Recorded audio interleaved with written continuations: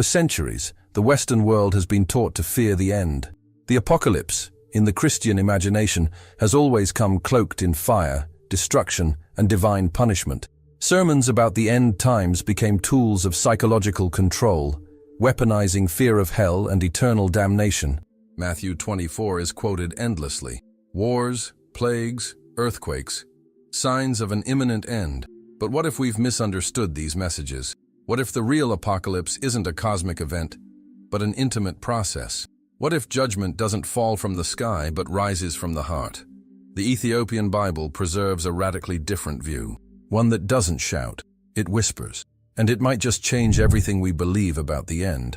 While many await trumpets and horsemen, the Ethiopian texts speak of something silent, invisible, yet deeply real. The apocalypse, according to these writings, is not a catastrophe. It's a soul-level revelation. The word apocalypse in Greek literally means revelation, and this revelation doesn't explode in the heavens. It unfolds in spiritual mirrors. It happens when a person is confronted with what they've become, with what they've denied, repressed, or corrupted. According to this tradition, the end won't come as an external spectacle, but as an inner unraveling. A collapse of illusion, a collision with the truth we've avoided all our lives, and maybe it's already begun. The Ethiopian tradition preserves texts that were removed from the Western biblical canon, but survived among monks and visionaries for millennia. One of them is the Apocalypse of Peter, a 2nd century book considered sacred in Ethiopia, but banned in the West after the Council of Nicaea in 325 AD. In it, hell is not a physical place. It's a condition of the soul. The condemned are those who chose to live far from the light, not by divine punishment, but by natural consequence. This vision changes everything. The final judgment stops being a courtroom and becomes a mirror, a reflection of what a person has built within themselves. There is no angry God casting lightning, only a soul finally recognizing what it has become. This shift in perspective is profound and unsettling, because if judgment is spiritual, then it may already be happening. And that would explain a lot. Why do so many people today live in torment despite having comfort? Why are anxiety, fear, and emptiness spreading even in times of abundance? Maybe it's because the hell Peter described, the hell of disconnection, is already manifesting here and now. The Ethiopian apocalypse doesn't describe future events. It speaks of inner realities revealing themselves over time. With every choice, every departure from truth, judgment draws near, not as punishment, but as consequence, and that forces us to face the truth. We might be our own apocalypse. The 13th century Ethiopian theologian Abba Salama wrote, "The end of times will not fall from the heavens, but will be felt in the heart of man." He referred to the idea that spiritual collapse always precedes physical collapse. The outer world merely reflects the inner one, and this connects directly to what Jesus said in Luke 17:21. "The kingdom of God is within you. If the kingdom is within, then so is the judgment." This often ignored phrase holds the key to understanding the apocalypse as a spiritual process. It's not about waiting for the end, it's about waking up, realizing that the end of the world may simply be the end of illusion, and it's that illusion that keeps us from living fully. The revelations of the Ethiopian Bible were kept secret for centuries, protected in the mountain monasteries of Lalibela and Axum, far from the political councils that shaped Western Christianity. A living spirituality was preserved, one that doesn't fear the end, because it sees the end as the beginning of truth. The Ethiopian Bible contains over 80 books, including texts like the Book of Enoch, the Apocalypse of Peter, and the Book of Jubilees, all of which speak of invisible realms and eternal judgment. They don't describe monsters or cosmic wars. They speak of light, awareness, and soul states, and that is even more powerful, because it's real, present, and deeply transformational. We've grown so used to imagining the apocalypse as a cinematic event that we ignore the subtle signs of judgment already unfolding around and within us. The coldness in relationships, the collapse of moral values, the loss of purpose, the rise in depression and spiritual disconnection. These might be the real horsemen of the end, but no one wants to face it. It's easier to fear the future than to confront the present. And that's exactly what these ancient texts invite us to do. Stop looking at the sky and start looking within. Because maybe judgment isn't a punishment, but an invitation to truth. And truth begins to reveal itself when we silence the noise of the world. What you're feeling right now, that unease, that flicker of doubt, could be a sign that something greater is awakening in you. Because deep down, we've always known that the true judgment wouldn't come with thunder, but with awareness. And if you've made it this far, maybe you've felt that calling. It's not about believing, it's about remembering. Remembering the light that's always been in you, what was forgotten but not lost. And if this journey is only beginning, maybe now is the moment to walk it together. Share what this awakened in you in the comments. And if you want to keep exploring this truth, subscribe, because the next step may change everything.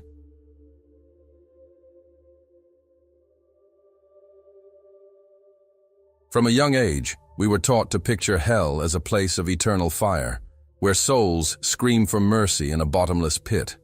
That image was reinforced by paintings, movies, sermons, and even religious textbooks. But what if that portrayal was just a misinterpreted metaphor? The texts preserved in the Ethiopian Bible and other ancient apocryphal writings reveal a reality far more subtle and terrifyingly close. According to the Apocalypse of Peter, hell isn't beneath the earth. It's within the soul. It's not physical punishment. It's a mental and spiritual state. It isn't imposed by God. It's chosen. Chosen every time we drift away from truth, from love, and from light. The Apocalypse of Peter, written in the 2nd century AD and considered sacred by early Christian communities, describes a kind of spiritual suffering born from the soul's own awareness. In these accounts, sinners are not consumed by outer flames, but by inner remorse, emptiness, and shame before the light they once ignored. One striking line from the text reads, "They will see the place they could have reached and weep for themselves." This isn't punishment. It's clarity, a painful clarity, like waking from a dream and realizing you wasted your life. This hell is silent, but screams inside. It's the cry of a soul that realizes, too late, what it became. This concept isn't just symbolic. It echoes across spiritual traditions, including teachings attributed to Jesus himself. In Luke 16:19-31, he tells the parable of the rich man and Lazarus, where the rich man, after death, realizes his distance from the light, not through punishment, but as a natural result of his empty life. The chasm that separates him from salvation was built by his own choices. That chasm is the very hell Peter describes, not a geographical place, but an internal distance. Hell, then, is not where you go.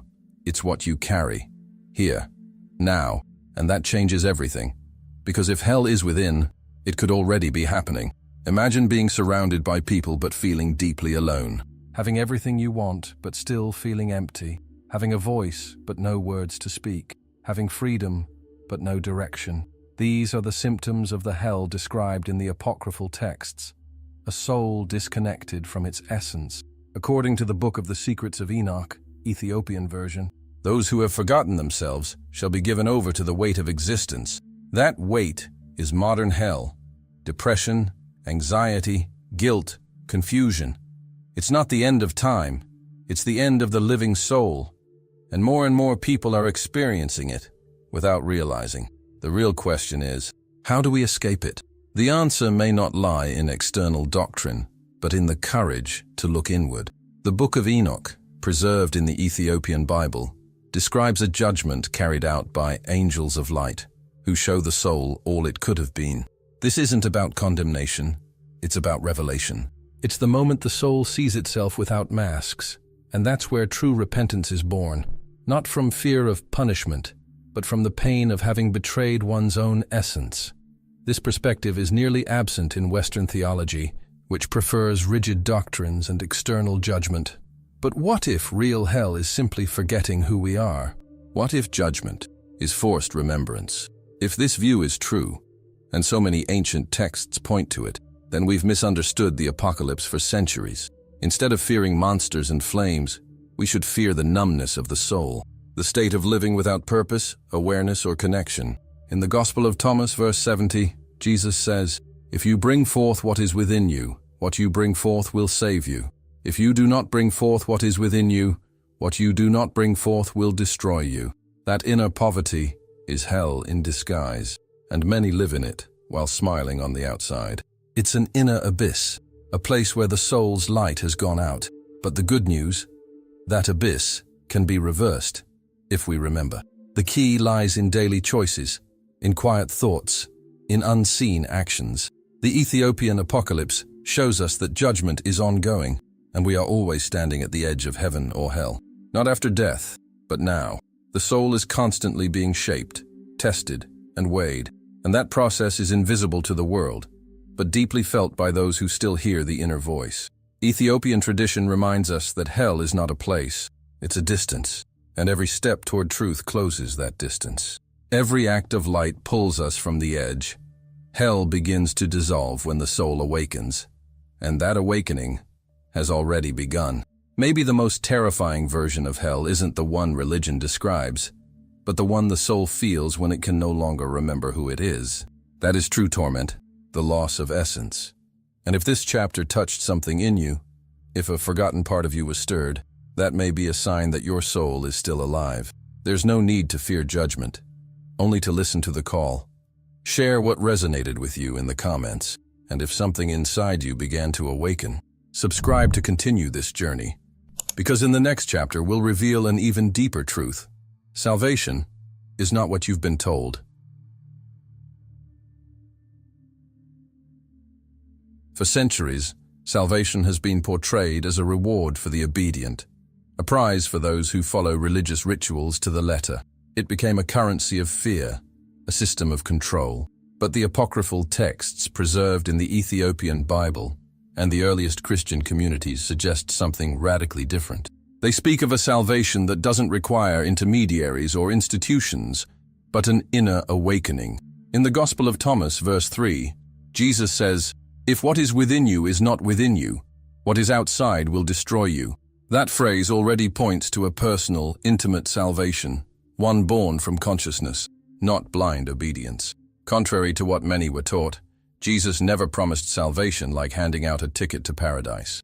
He offered something deeper, self-knowledge. In John 8:32, he says, "You shall know the truth, and the truth shall set you free." That truth is not a fixed doctrine. It's the recognition of the inner light.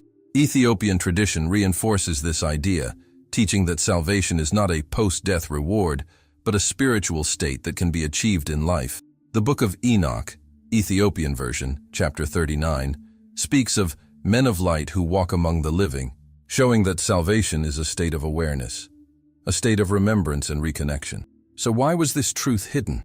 Why do so many churches teach that we must follow rules to deserve heaven? The answer may lie in power, because a soul that awakens no longer submits to rigid systems. It thinks for itself, it questions, it feels, and that threatens any system built on control. The Gospel of Mary Magdalene, verse 9, shows the disciples arguing because Mary had understood something they couldn't, that salvation was an inner journey, and that shocked those who wanted to organize faith around external laws. Mary, according to the text, grasped what many still can't. The path isn't outside, it's within. Salvation, then, isn't dependent on baptism, church attendance, tithes, or outward rituals. It happens when the soul awakens to the truth of its origin. Jesus himself says in Thomas 70, "When you become one, you will become the sons of man. And if you say, 'We dwell in the light,' and if you are truly in the light, you will know everything." This idea challenges everything we've been taught, because they told us we had to earn it. But the truth is, the light was always within us, just forgotten. The Ethiopian tradition brings this back with clarity. There, monks say, forgetfulness is the only fall. Remembrance is the only redemption. Simple and powerful. Maybe that's why so many people feel unsatisfied with traditional religious messages. Because something inside us knows that salvation can't be transactional. It must be real. And truth doesn't demand fear. It demands courage. Courage to look within and recognize the divine spark asleep inside. The Book of Jubilees, Ethiopian, chapter 23, speaks of a time when men will rediscover their spirit and walk in righteousness without external laws. This is not spiritual anarchy, it's reconnection with essence. It's living with purpose, clarity, and truth. And when that happens, the hell we spoke of earlier begins to dissolve. Because where there is light, darkness cannot remain. It's shocking, but liberating, to realize that no one needs to be saved, because we already are, as soon as we remember. The idea of being lost is simply the state of one who forgot who they are. The real sin isn't moral, it's existential. It's living without essence, without presence, without consciousness, and that can't be healed by guilt, only by truth. Salvation is the opposite of alienation, and that's why it's so uncomfortable, because it demands responsibility. It's not a gift handed down from above. It's a flame that ignites the moment you choose to seek. When you stop repeating and start listening to yourself, and remembering what your soul already knew, but was taught to forget. And if this idea stirred something in you, it's because your soul is alive and searching. Because salvation, unlike what they say, doesn't come from the outside. It comes from reconnecting with the light that has lived in you from the beginning. And if that reconnection started here, share what you felt. Write it down, reflect, leave your mark, not for me, but for yourself. And if you want to keep walking this path of rediscovery, subscribe. Because in the next chapter, we'll explore something even more revolutionary. The Christ who doesn't return from the sky, but awakens from within. Since the earliest centuries, Christian hope has revolved around the second coming of Christ. Many imagine a Messiah bursting through the skies in glory, surrounded by angels and trumpets. This literal vision is ingrained in sermons, movies, and doctrine. But did Jesus actually promise a physical, visible, and spectacular return? Or have we misunderstood a profoundly spiritual promise? The tradition preserved in the Ethiopian Bible suggests a different reading, one that challenges the outward gaze and invites inward listening. The returning Christ, according to these writings, does not descend from the sky. He awakens from the soul. He doesn't come to judge, but to remind. Jesus himself said in John 14:20, "On that day you will know that I am in my Father, and you are in me, and I am in you." This statement is often overlooked, but it holds a crucial clue. The presence of Christ is not outside, it's within. In the Gospel of Thomas, verse 77, he says, "I am the light that is over all things. I am the all. The all came forth from me, and the all returned to me. Split a piece of wood, and I am there. Lift the stone, and you will find me there." There's no mention of clouds or thunder. This is about presence, about awareness, about something that is already here, but still asleep. The second coming, in this sense, is not an event, it's a remembrance. In Ethiopian tradition, especially among the desert monks of Gishan and Debre Damo, a powerful oral teaching circulates: "The Son of Man will return to the heart of man." This phrase is repeated like a mantra. According to their records, the return of Christ is not something to wait for, but something to activate. When the soul aligns with the inner light, Christ awakens within it. This teaching connects to the idea that the kingdom of God is within you, Luke 17:21. The return, then, is neither geographical nor chronological. It is spiritual. And perhaps that's why so many have missed it, because they keep looking at the sky and forget to look within. The Book of the Secrets of Enoch, part of the Ethiopian Bible, contains an enigmatic passage. The Son will come as a whisper among thoughts and sit upon the throne of the Spirit. This paints a Christ who does not act as an external king, but as awakened consciousness. He does not conquer with a sword, but with remembrance. This Christ does not shine in the heavens. He illuminates the soul, and that's why his arrival will not be broadcast or televised. It will be felt in silence, in the subtle transformation of those who begin to see with the eyes of the Spirit. And that's the most dangerous return, because it cannot be controlled by religion or institutionalized. The idea of an inner Christ was fought for centuries by religious authorities, because it removes power from temples and returns it to the soul. If Christ dwells within you, who needs intermediaries? Who needs to pay for blessings or follow blind rules? The inner return brings liberation, and that's why it terrifies. In the 4th century, Ethiopian monks hid copies of the Gospel of Thomas and the Book of Enoch in caves, so these truths wouldn't be destroyed. They knew the second coming had already begun, but invisibly, and they sought to protect that truth until souls were ready to hear it. The real question is, Are we ready now? This vision changes everything, because if Christ is within us, then salvation is within us. Hope is within us. Healing, peace, and light. They all begin with awakening. And we awaken the moment we stop waiting for an outer miracle and start nurturing the sacred within. When we recognize the voice of Christ in small decisions, in the silence of conscience, in the impulse to forgive or act with compassion, this is the Messiah who returns every day. But only those who have begun to remember will see him. Apocalypse, then, is not destruction. It is revelation. And the most powerful revelation is this: he never left. We just forgot where to look. How many times have you felt something unexplainable? A calling, a presence, an inner spark. How many times did you silence that voice because someone told you it was just your imagination? Maybe that was the beginning of the return of the one who dwells in the sanctuary of your spirit.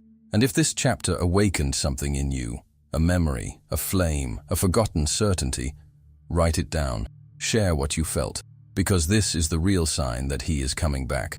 Not in the clouds, but in you. And if you want to continue this journey of remembrance, subscribe. Because in the next chapter, we'll reveal something even bolder. The final judgment is already happening, right now.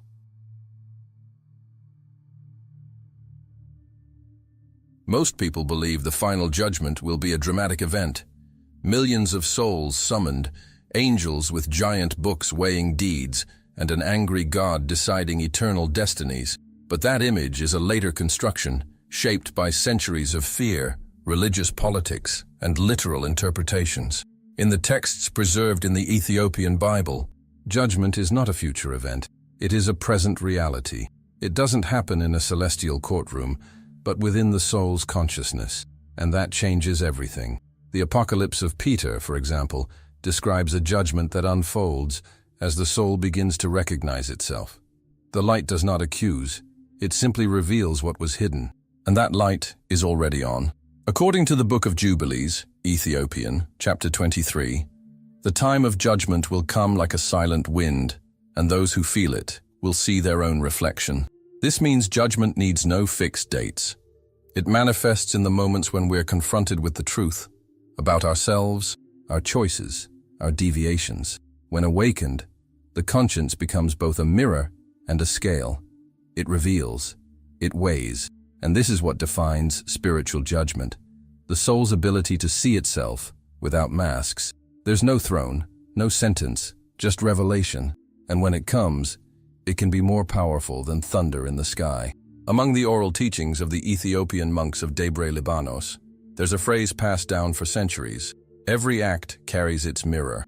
This means every thought, every action, every omission leaves a reflection in the soul, and over time, that mirror becomes unavoidable. It shows us, unfiltered, what we've built with our existence. Judgment, then, is not something that comes. It's something that arises, like light in the basement of the soul. And when that light turns on, everything we've hidden becomes visible. That can be heaven or hell, not because someone judged us, but because truth can no longer be denied. It simply is. This process is already happening to thousands of people. Existential crises, deep depression, unexplained emptiness.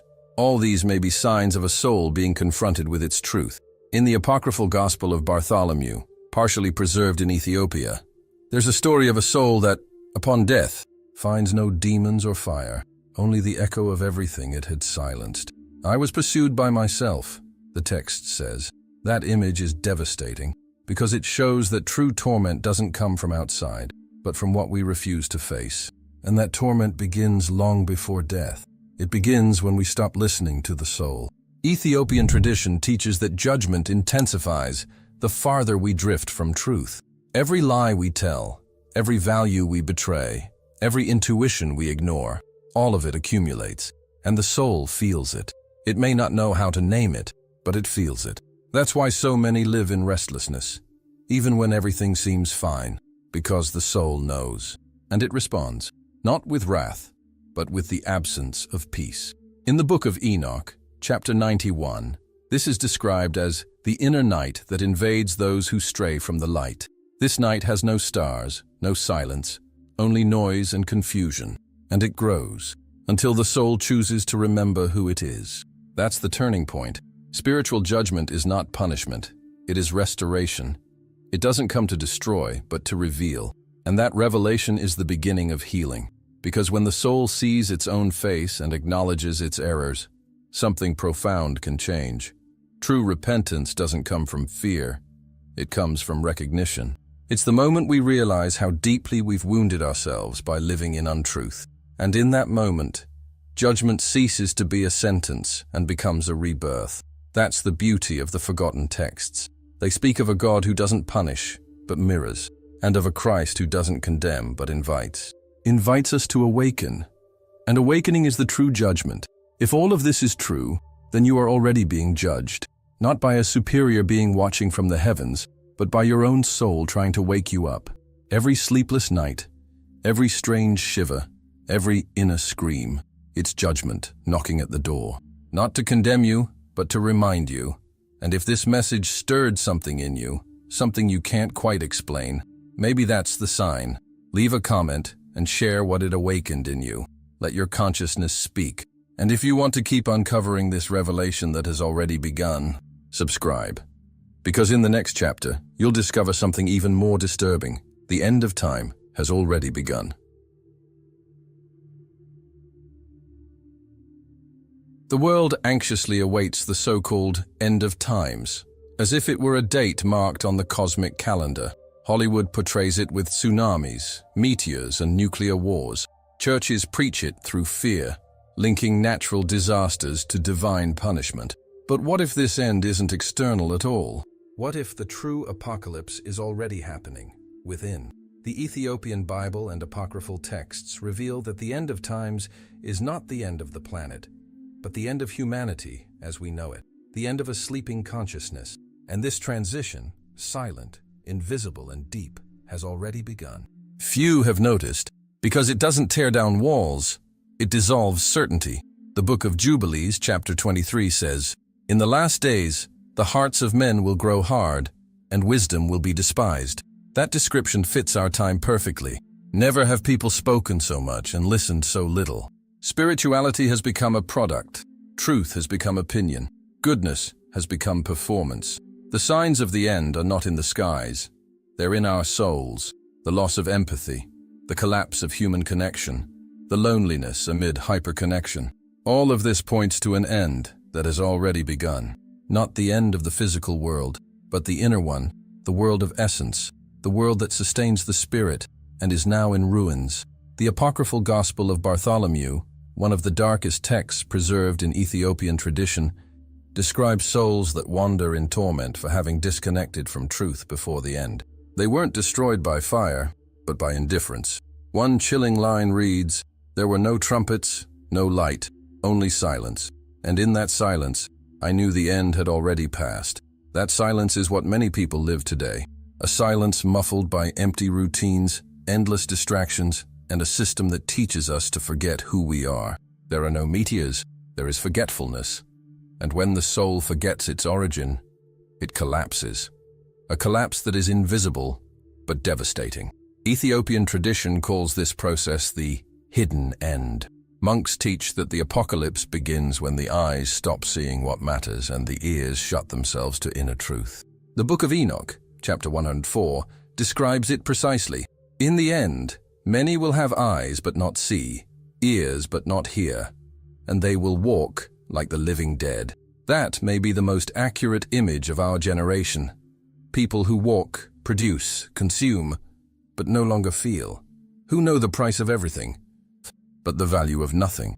That is the real end, the end of sensitivity, the end of the living soul. And when that happens, no physical end is needed, because the spirit is already gone.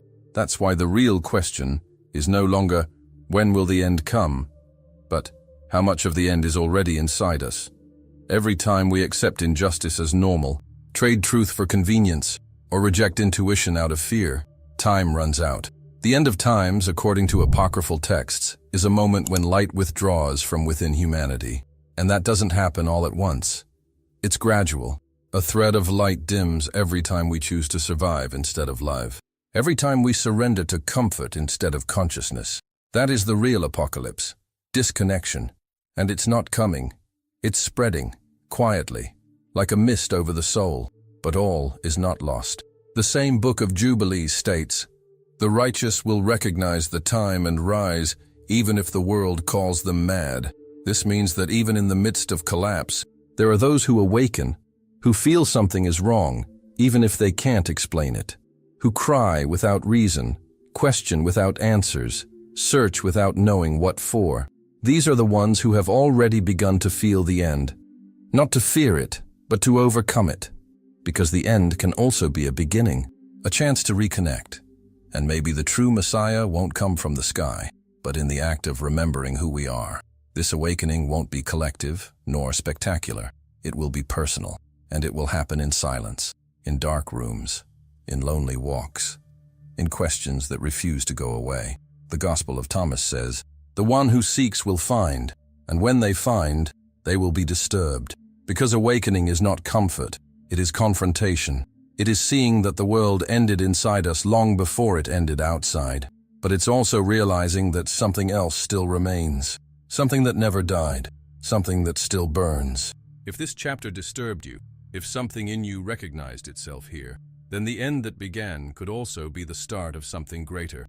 And that depends on you. So the question now is not whether the apocalypse has arrived. It's, what will you do with this revelation? Because what really matters is not when the world will end, but when you will start remembering who you are. If something inside you moved, if a light flickered even in the midst of the fog, write it. Let your soul speak in the comments. And if this journey is resonating with you, subscribe. Because in the next chapter, we'll reveal the most powerful truth of all. In the end, the judge is you. In every religion, the image of final judgment has one thing in common. Someone superior judges someone inferior. God on the throne, angels with giant books, humans awaiting their sentence. But what if all of this is just a projection of humanity's fear of looking inward? In the forgotten, hidden texts preserved in the Ethiopian Bible, a different image emerges. Judgment is not an external spectacle. It is intimate. And more than that, it is inevitable. Because whether you believe or not, in the end, truth finds you. And when it does, you will be the judge. Because deep down, only you will know who you truly were and who you failed to be. The Book of the Secrets of Enoch, Ethiopic, chapter 65, says, "Man shall be summoned before himself, and what was hidden shall be revealed in his own light." There's no mention of a courtroom. There's mention of a mirror. That mirror is the soul's reflection, and before it, there's no lying. No mask survives. No excuse holds up. It is the moment when you see yourself fully, with all the lies you told, the silences you chose, and the gifts you buried. That is the real judgment. And it doesn't depend on religion, dogma, or morality. It depends on consciousness. And consciousness is the only judge no one can deceive. The Apocalypse of Peter describes this moment with powerful symbolism. Each soul shall see the throne of its own existence and be measured by the light it became or extinguished. That means there is no imposed condemnation, only consequence. What the soul built it will reap, and what it avoided will be exposed. The soul won't be judged for failing, but for forgetting. Forgetting is the true abyss. Forgetting your origin, forgetting the light, forgetting your mission. Hell, then, is not a punishment. It's the experience of living without yourself. And heaven is remembrance. The recognition of what was always there. In the apocryphal writings, especially the Gospel of Mary Magdalene, chapter 8, salvation is described as the moment when the soul remembers the fullness and ceases to be divided. This is deeply symbolic, because the inner division between who we are and who we pretend to be is what causes suffering. And judgment is nothing more than the dissolving of that division, a brutal encounter with truth, a moment of reconciliation or collapse. And no one can face this moment for you. No pastor, no guru, no church. In the end, all fades, and only you remain. You face to face with your own eternity. It's frightening to think about, but it's also liberating, because it means you don't have to wait for heaven. You can build it. You don't need to fear hell. You can avoid it. Everything depends on how you live, feel, choose, love. Judgment is now. Every impure thought, every selfish choice, every act of love or light, It's all being recorded, but not by an angel with a golden pen. By you, by your soul, and your soul remembers, because nothing is lost in the spiritual world. Everything is imprinted in the invisible field of consciousness, and in the end, that record will be revealed, not as an accusation, but as a revelation. The truth will show you yourself. This vision may be uncomfortable, because it gives you the power, and with it, the responsibility. There's no one left to blame, not the church, not religion, not doctrine, only you. And that's terrifying, because truth terrifies, but it also heals, because real spiritual power lies in realizing that you carry the light, and that true salvation is remembering that. The forgotten texts have said this for millennia, and now, in the silence of souls beginning to awaken, this truth is surfacing again. The great revelation isn't that the end is near, it's that you have always been the beginning of the return. And now that everything has been revealed, maybe the final question is not about faith or theology, but this: are you ready to see yourself? Are you ready to face the mirror of your soul? No excuses, no masks, no fear, because it's already there, waiting. And sooner or later we all must look. If this journey touched you deeply, if it awakened something that was asleep, share it. Let your essence speak, not just in words, but in presence. And if you want to keep exploring the revelations that few dare to bring to light, subscribe, because there is far more light hidden in the shadows than you could ever imagine.